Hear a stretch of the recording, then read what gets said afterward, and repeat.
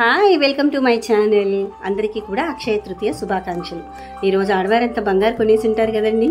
అవునండి, అక్షయ తృతీయ అనగానే మనకు గుర్తుకొచ్చేది ఏంటి అంటే ఈరోజు బంగారం కొనుక్కొని ఇంట్లో పెట్టుకుంటే అక్షయంగా ఉంటుంది. అసలు అక్షయ తృతీయ అంటే ఏంటి?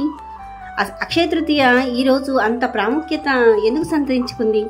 ఆ విషయం గురించి తెలుసుకుందాం. అక్షయ తృతీయ అంటే అక్షయ అంటే ఎప్పుడు నిండుగా ఉండేదండి. ఆ పేరులోనే ఉంది మనకి. అక్షయ అంటే ఎప్పుడు నిండుగా ఉండేది. కాబట్టి అందుకని ఆడవారు బంగారం కొనుక్కొని ఈరోజు ఇంట్లో పెట్టుకుంటే ఎప్పుడు కూడా ఉంటుంది ఇంట్లో లక్ష్మీదేవి అని చెప్పేసి అనుకుంటూ ఉంటారు. అది కొంచెం చాలామంది బంగారం కొనుక్కుంటేనే ఇంట్లో అక్షయంగా ఉండదండి. మనం కొన్ని పనులు కూడా చెయ్యాలి. అప్పుడే మనకి అక్షయ తృతీయకి సార్థకత వస్తుంది. అదేంటి అంటే మనకి ఈ అక్షయ తృతీయ రోజు మనం చక్కగా ఎవరికైనా లేని వారికి అన్నం పెట్టాలి, అలాగే బ్రాహ్మణుడికి దానం చెయ్యాలి. ఇలాగ కొన్ని మనం చేసినట్లయితే ఆ దాన ధర్మాల వల్ల వచ్చే పుణ్యం మనకి ఎప్పుడూ నిండుగా ఉంటుంది. అర్థమైందా? ఇంకోటి ఏంటంటే ఈ అక్షయ తృతీయకి ఎందుకంత ప్రాముఖ్యత, ఈ రోజే మనం ఎందుకు జరుపుకుంటున్నాము ఈ అక్షయ తృతీయ అనే దాని గురించి తెలుసుకుందాం. అయితే ఈ రోజుకున్న ప్రాముఖ్యత ఏంటి అంటే పరశురామ జయంతి అండి.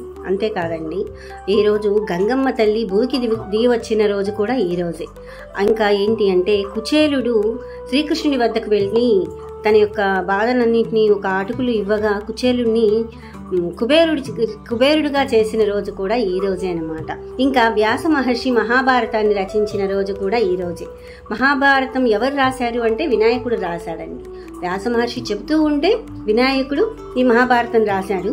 అంటే సూర్య భగవానుడు వనవాసంలో ఉన్నటువంటి పాండవులకు అక్షయ పాత్ర ఇస్తాడు. ఆ అక్షయ పాత్ర ఇచ్చిన రోజు కూడా ఇదే. ఈ అక్షయ పాత్ర ఏంటి అంటే ఎప్పుడు నిండుగా ఉంటుంది.